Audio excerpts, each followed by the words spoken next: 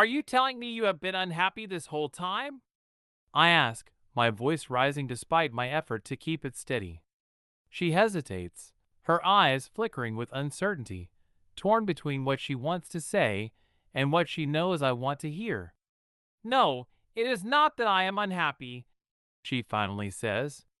It is just, I need more. You know that. I have felt it for a while now. Hey, my name is Sally. I met Matt 2 years ago at a coffee shop. Some mutual friends insisted we would get along, and to my surprise, they were right.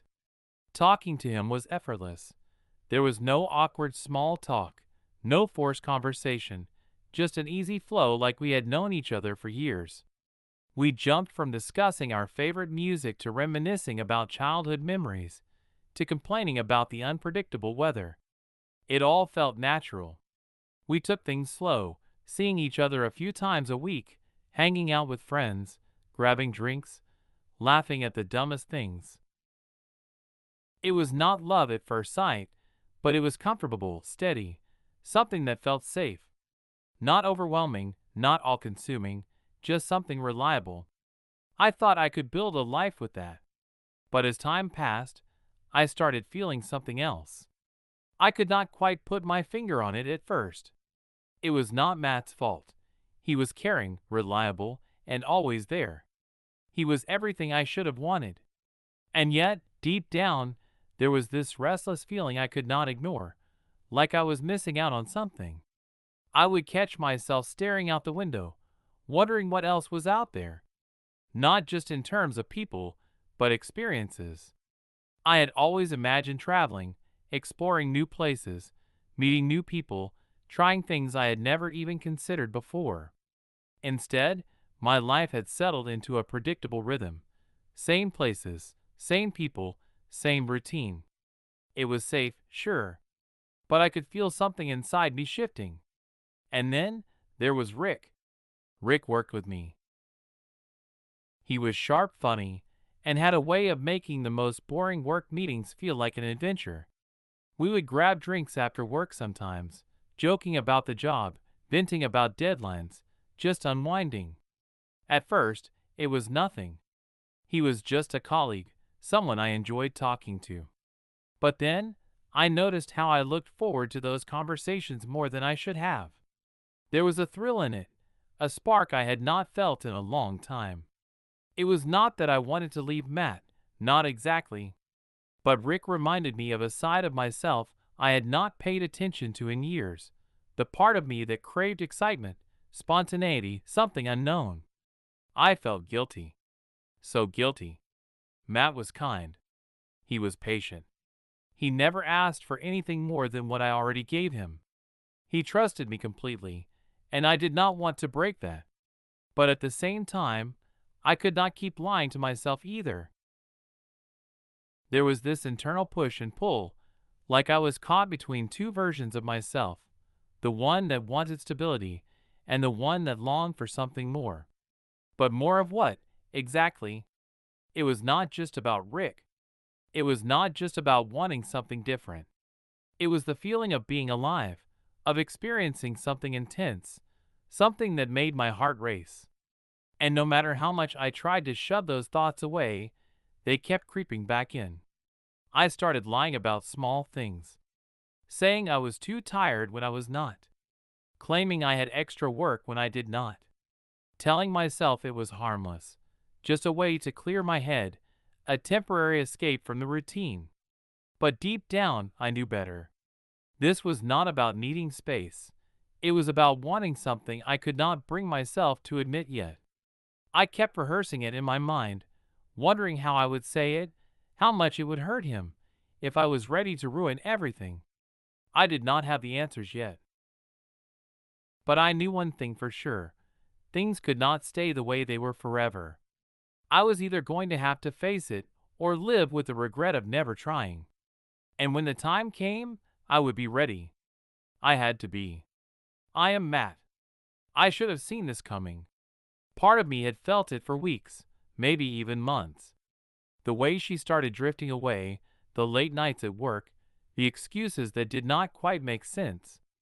The way she would say she was tired when we both knew she was not. I wanted to believe it was nothing, that she was just stressed, that things would go back to normal. I told myself that if I ignored it, maybe it would pass. I walked over and sat across from her, trying to act like nothing was wrong, like things were still the same. I forced a smile, but even as I did, I could see it in her eyes. Whatever was left between us was slipping away. She glanced up at me, but only for a second, then quickly looked down again, as if avoiding the weight of the silence between us. "Hey," I said, clearing my throat. "How was your day?" She gave me a small smile, but it did not quite reach her eyes. "Good. Busy, you know." I nodded, pretending I did not notice the hesitation in her voice, pretending I did not feel the distance growing wider between us. But deep down I knew. I had known for a while. I just was not sure if I was ready to hear it out loud. The tension between us is unbearable, thick and heavy, pressing down on my chest like a weight I cannot shake. I try to act normal, try to pretend this is just another dinner, but I can feel something building between us, like the whole room is holding its breath. The waitress comes over, and we order, but the conversation is empty, just meaningless words filling the silence. When the food arrives, I shove a forkful of pasta into my mouth, hoping it will distract me, but it does nothing to quiet my mind. Something is coming. I can feel it. Then, after what feels like an eternity, Sally finally speaks. Her voice is softer than usual, hesitant. "I think we need to take a break." The words hit me like a punch to the gut. My throat tightens, my grip on my fork stiffens, and I slowly look up from my plate. She is watching me carefully, waiting for my reaction. I freeze, the air between us thickening. "A break?"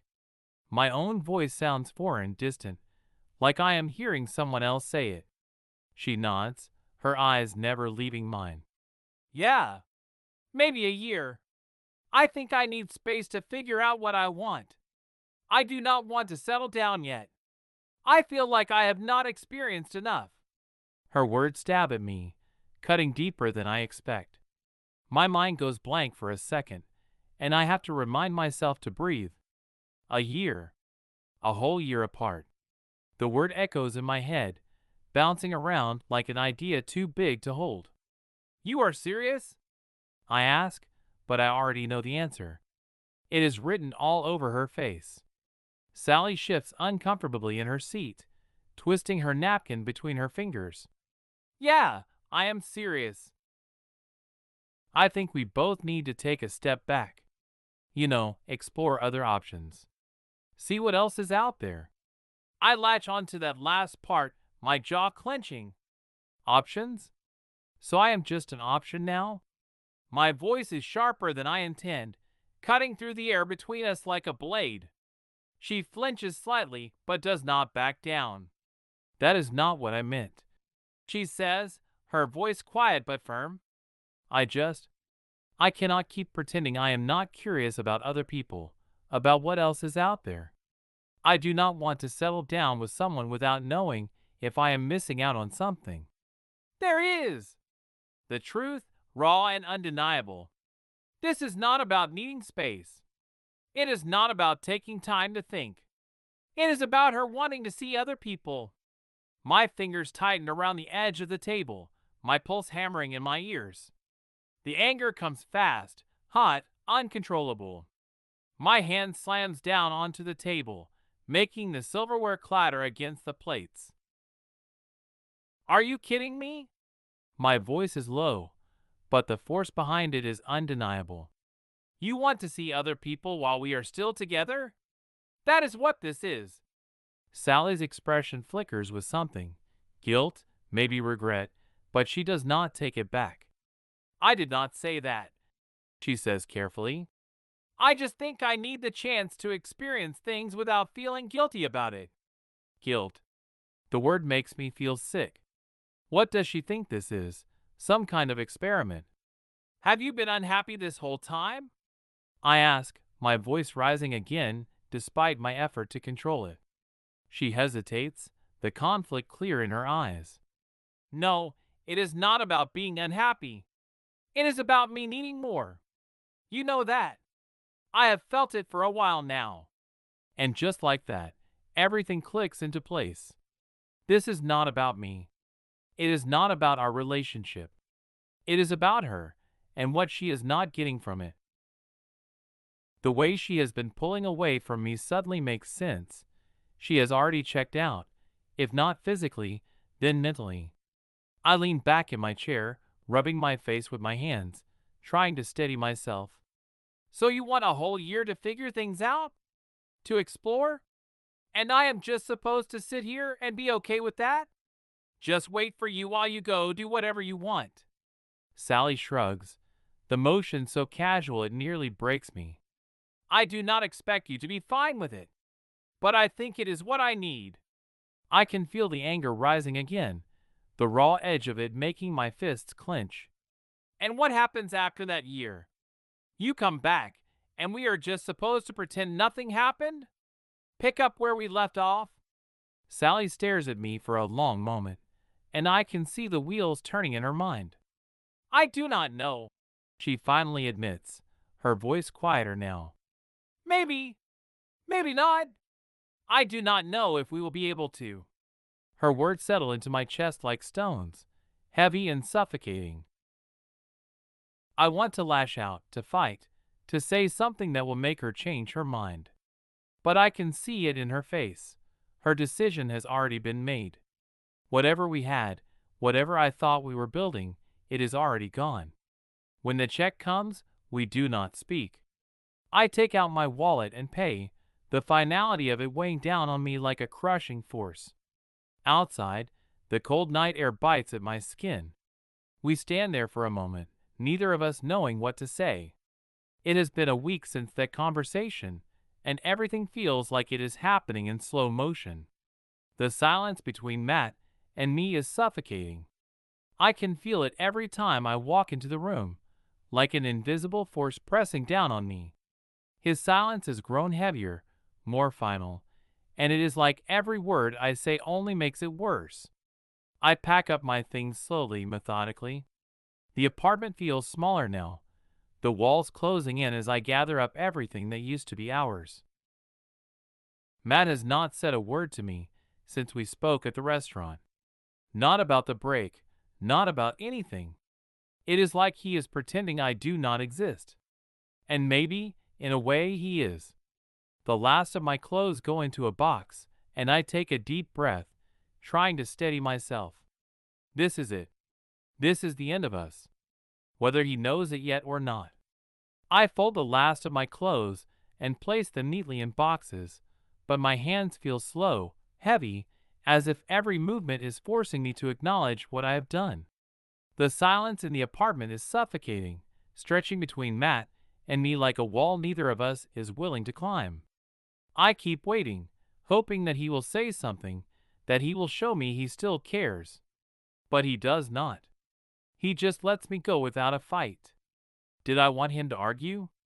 To beg me to stay? Maybe. Maybe I just wanted proof that I had meant more to him than this unbearable quiet. Instead, it feels like I have already disappeared from his life, like I have been erased. I load the boxes into my car and drive to my friend Kara's place. She has been kind enough to offer me a place to stay for a while, and I should feel grateful. But as I sit in the driver's seat, staring at her apartment building, I feel something gnawing at me, a whisper of doubt, a quiet but persistent thought that maybe I have burned a bridge I cannot rebuild. Rick is all I can think about as I carry my things into Kara's spare room. He has been texting me nonstop since the day after that dinner with Matt. His messages are playful, teasing, filled with flirtation that feels both exciting and dangerous. Every time my phone lights up with his name, I feel a jolt in my stomach, a thrill that Matt never gave me. Rick has always been there at work when I needed someone to talk to, someone to listen in a way Matt never did. And now, I find myself leaning toward him, inch by inch. His messages are a lifeline, pulling me towards something new, something different. And yet, every time I text him back, there is a small voice in my head whispering that I should feel guilty. But that voice is softer now, quieter than before. Rick and I have started meeting for drinks. At first, it was casual, just coworkers unwinding after a long day. But soon, it became something more. He is everything Matt is not: spontaneous, confident, carefree. He does not weigh down conversations with serious talks about the future or settling down. He just wants to have fun. And for now, that feels like freedom. Still, I cannot shake Matt completely. I reach out to him a few times, sending texts, leaving voicemails, asking how he is holding up. I tell myself it is because I care, because I want to make sure he is okay. But deep down, I know the truth: it is selfish. I want to know if he misses me, if he is struggling as much as I am. I want to feel like I still matter to him, even after walking away. But he does not respond. Not once. Not a single text back, not a call. Nothing. It is like I have already been erased from his life, and I feel like I am chasing a ghost. I try to justify my choices. I was honest with him. I told him I needed more. I did not lie. I did not cheat. I did not sneak around behind his back. I gave him the option to walk away if he could not accept my decision, and he chose silence. He chose to let me go. So why do I still feel like I have lost something I can never get back? Rick tells me I am overthinking. He says I should stop worrying so much, that I deserve to enjoy myself. He says it like it is the simplest thing in the world, like it is a fact. And maybe he is right. I should enjoy this. I should embrace the freedom, the rush of being wanted. But the more I push Matt out of my mind, the more I start to notice something else, something unsettling. Rick is not interested in my past. He does not ask about my childhood, my struggles, my fears.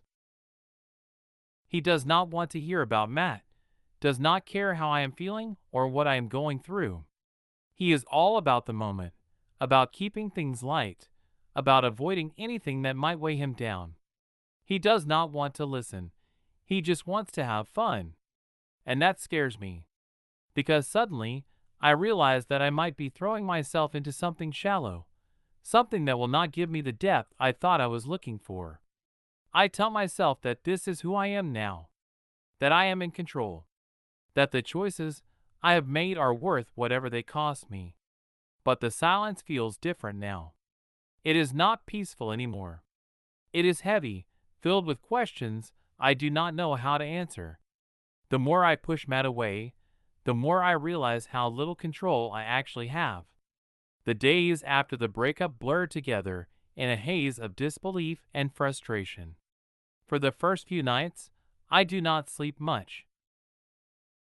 I lie awake, replaying our conversation over and over, the words looping in my head like a bad song I cannot turn off.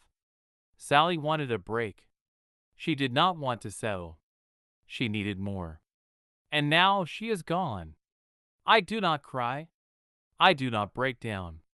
I am too angry for that. Too numb. Instead, I do what I have always done when I do not want to deal with something. I push it down. It is hard to ignore, harder to push aside, when the silence fills every corner of my mind. I try to distract myself, meeting up with friends, the kind who always have something to say about everything. They listen, they ask questions, they offer advice. Most of it is not helpful. Most of it just makes me angrier. They tell me I should be relieved, that I should be happy for Sally because she is being honest with herself, that I should not hold on to the past. But the whole thing feels like a bad dream, like I am walking through a version of my life that no longer belongs to me. And yet, it is not just the loss of Sally that cuts deep. It is the realization that I never saw it coming. I had no idea she was unhappy. I thought we were fine. I thought we had something real. Turns out, She was already out the door before I even knew she was looking for a way out. It is during one of these late-night conversations with Mark, a friend from college, that I find out about Rick. He drops it casually, like it is nothing, like it is just another fact I should accept. Man, I saw Sally the other day.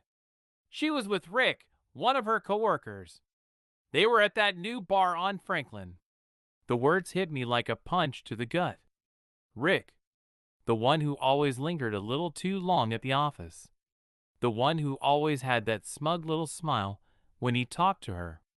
I had not thought much about him before, but now I see him everywhere. I replay every interaction, searching for signs I missed. I try not to care. I tell myself I should have expected it. She moved on. She made it clear she was not looking for a relationship with me anymore. But the truth is, the thought of her with him does not sit right. Before I even realize what I am doing, I pick up my phone and dial her number. It rings once, twice, 3 times. She picks up on the fourth. Matt. Her voice is calm. Too calm. It is like she is waiting for me to catch up, to process things at her pace. Rick, I say, my voice tight, barely keeping the anger in check. Was he the reason for the break? She sighs. There is a pause. Matt, it is not what you think. Do not say anything. I do not want to hear it. The words come out before I can stop them. I am done. Silence. I can almost hear her thinking, but I do not care. I hang up. For the next few days, I wrestle with the decision. It feels final. It feels like the only choice I had left. I block her number. I ignore the messages that come through on Instagram, on Venmo, on any platform where she tries to reach me. I do not want any part of it. If she is going to be with Rick, that is her choice. But I am done. I fall into a routine of my own. I do not think about her. I do not bring her up in conversations with friends. It is like she never existed. I find comfort in old habits, things I used to enjoy before she came into my life. I dust off my guitar. I go for long runs in the evening, letting the rhythm of my feet hitting the pavement drown out my thoughts. I pick up books I have been meaning to read and finally get around to them. There is a peace in it, a slow healing that is less about dramatic moments and more about putting the pieces of myself back together. And somewhere in that process, I start thinking about her less. I stop caring about what she is doing and start focusing on what I am doing. I realize that for so long, I was living for someone else. For her. For our future. For whatever we were supposed to be. Now, for the first time in months, I am thinking about what I want. What I need. I am finally living for myself. Months go by, and I do not miss her. I do not miss the texts, the calls, the conversations that never really felt like conversations. It is almost like I am rediscovering myself, one small thing at a time. And then I see her. It is a random Thursday evening. I am walking past a cafe when I spot her through the window. She is sitting with some guy. Not Rick. A different guy. She is laughing, and he is leaning in, talking animatedly. I feel something unexpected, a strange sense of detachment. No anger. No jealousy. Just amusement. She is exploring life, just like she said she wanted. The whole thing feels like I am watching someone else's story. It is not mine anymore. It is hers. It is strange how quickly things can shift. I have completely detached from her. It is done. I do not need closure. I do not need any more answers. I am just done. And for the first time in months, I realize I am looking forward instead of backward. And that feels better than I ever thought it would.